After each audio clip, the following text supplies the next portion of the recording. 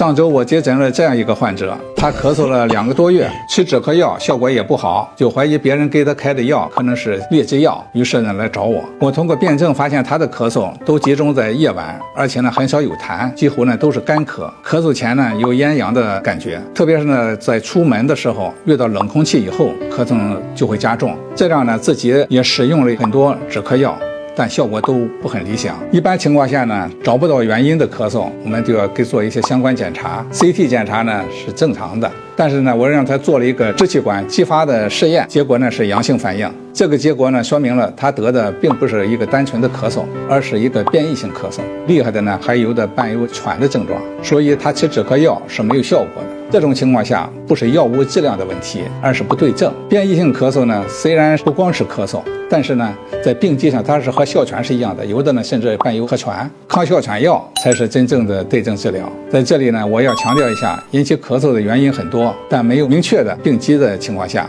千万不要乱用止咳药。